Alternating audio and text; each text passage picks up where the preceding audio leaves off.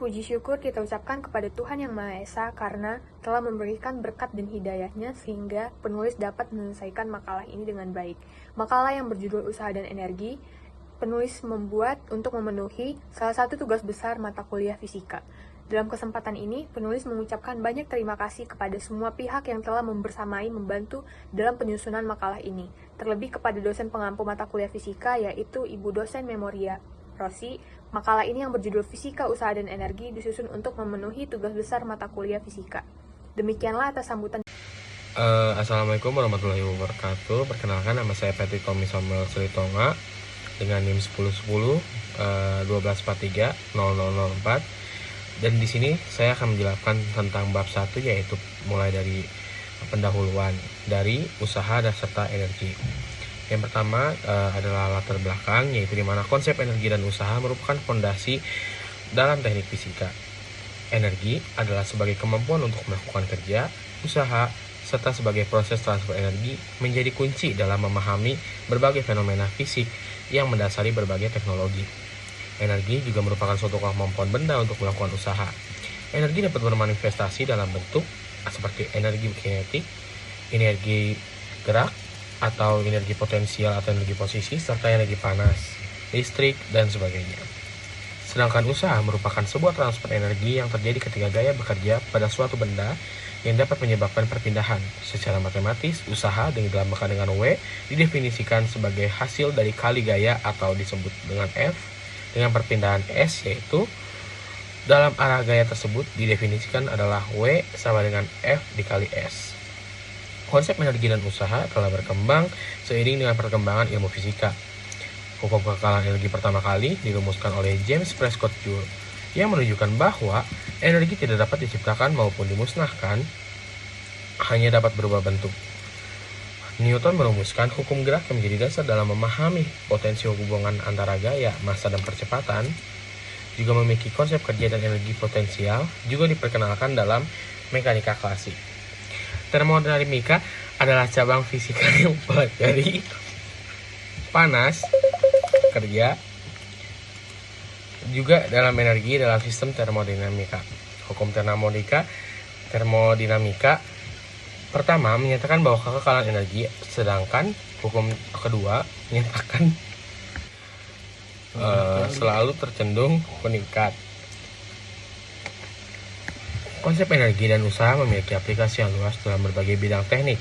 Yang pertama, itu dari teknik mesin sebagai analisis kinerja mesin, perancangan sistem transmisi daya, optimasi efisiensi mesin. Lalu, kita juga memiliki ada di teknik sipil, yaitu tentang perhitungan struktur, analis stabilitas, pembangunan, perancangan sistem energi terbarukan. Lalu juga ada di teknik elektro, yaitu rangkaian listrik, pencegahan sistem tenaga listrik, serta pengembangan baterai. Serta di teknik material, yaitu studi tentang sifat mekanik material, lalu pengembangan material baru dengan efisiensi yang tinggi. Lalu, dalam makalah kami juga terdapat rumusan masalah, yaitu mana berdasarkan latar belakang masalah di atas, kita dapat merumuskan beberapa masalah. Di antaranya, apa yang dimaksud dengan usaha, apa yang dimaksud dengan energi, apa yang dimaksud dengan daya, bagaimana bentuk dari energi, dan apakah hubungan antara usaha serta energi.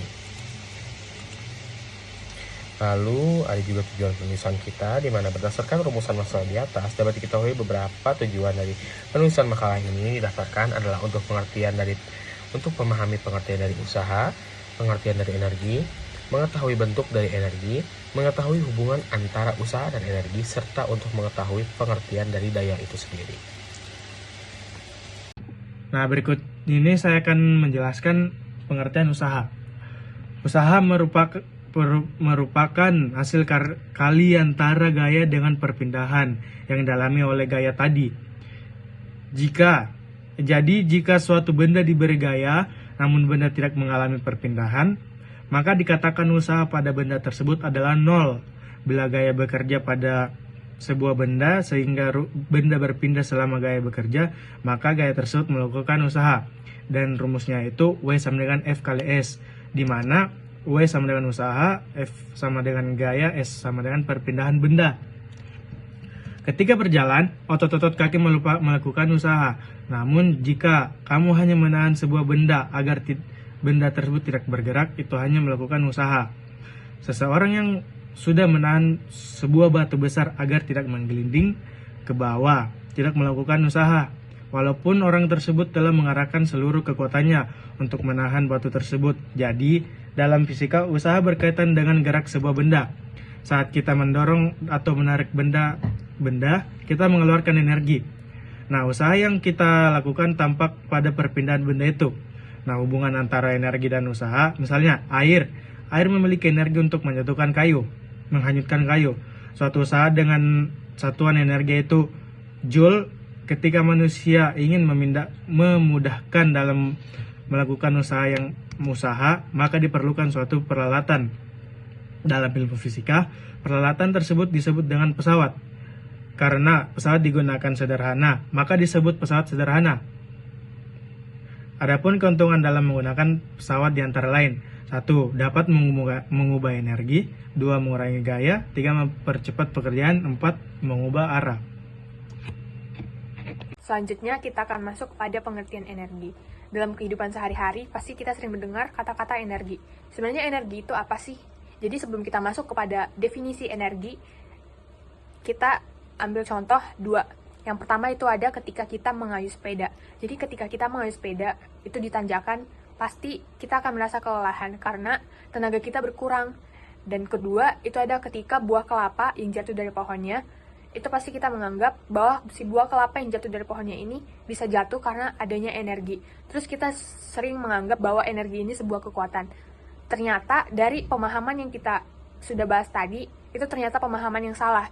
Jadi energi itu sebenarnya kemampuan untuk melakukan usaha atau kerja. Sebuah benda yang dapat dikatakan mempunyai energi bila benda itu menghasilkan gaya yang dapat melakukan usaha. Dalam kegiatan sehari-hari, kita sering mendengar istilah energi dan tenaga yang merupakan suatu besaran turunan yang memiliki satuan joule. Menurut para ahli sains, energi didefinisikan sebagai kemampuan melakukan usaha. Setiap energi pasti mengalami perubahan, dengan demikian setiap materi mengandung dan terkait dengan energi. Bila materi berubah, akan disertai perubahan energi juga, maka energi adalah sesuatu yang menyertai perubahan materi. Jika energi yang dikandung dalam materi sebelum perubahan lebih besar dari sesudahnya, maka akan keluar sejumlah energi dan peristiwa tersebut disebut dengan eksortasmi. Sebaliknya, jika energi materi sebelum perubahan lebih kecil dari sesudahnya, maka akan diserap sejumlah energi dan peristiwa itu disebut dengan endotermik. Nah, sebenarnya definisi energi itu yang sebenarnya. Energi itu bukan sesuatu kekuatan. Jadi energi berasal dari suatu sumber energi.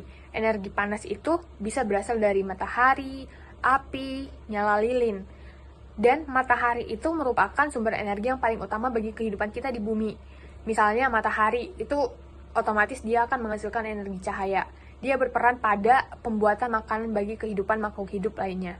Pada dasarnya energi itu dalam pembelajaran kita umumnya dari SMA itu kita mempelajari hanya 2, ada energi kinetik sama energi potensial. Nah, kita akan bahas satu persatu. Jadi energi kinetik itu energi yang dimiliki suatu benda untuk bergerak.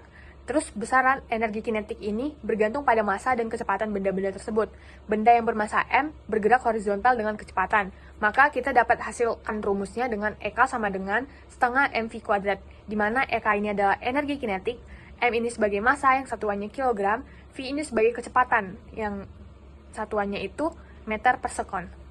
Selanjutnya yang kedua itu ada energi potensial. Nah, tadi yang pertama di energi kinetik itu pasti berhubungan dengan kecepatan. Tapi untuk energi potensial kita membahas yang berkaitan dengan ketinggian. Nah, energi potensial ini adalah energi yang dikandung suatu materi berdasarkan tinggi rendahnya, kedudukannya atau tinggi rendahnya dari awal sampai akhir. Nah, besar energi potensial ini bergantung pada massa dan ketinggiannya. Dan dapat kita rumuskan, EP itu sama dengan M dikali G dikali H, di mana EP ini sebagai energi potensial, M ini sebagai massa dengan satuan kilogram, G ini sebagai percepatan gravitasi, yang dimana kita tahu percepatan gravitasi itu 9,8 meter per sekon kuadrat, H itu sebagai ketinggian yang akan kita cari, dan bersatuan meter. Sebenarnya yang ketiga ini ada energi mekanik. Apa itu energi mekanik? Jadi energi mekanik ini penggabungan antara energi kinetik dan energi potensial. Jadi benda, misalkan nih ada benda balok ditarik dengan oleh gaya F, sebagaimana ditariknya itu sejauh S. S itu apa? S itu jarak. Nah, energi yang digunakan untuk usaha untuk menggeser si benda sejauh S, dimana sejauh jaraknya itu dengan gaya F, di mana itu kita dapat rumuskan W sama dengan F dikali S, di mana W itu usaha, F itu gaya, dan S itu jarak. Nah, selanjutnya jika si benda ini ditarik tapi dia menghasilkan sudut, otomatis kita akan pakai rumus yang berbeda, yang dimana rumus usahanya itu W sama dengan F dikali cos theta dikali S. Kenapa memakai cos? Karena memakai pendekatan sudut dari yang dibentuk itu memakai cos. Oke, saya akan menjelaskan tentang kesimpulan dari makalah usaha dan energi. Usaha dan energi dalam fisika memiliki hubungan yang erat. Usaha adalah gaya yang diberikan untuk memindahkan atau menggerakkan suatu benda, sedangkan energi adalah kemampuan benda untuk melakukan usaha. Satuan usaha dan energi adalah joule.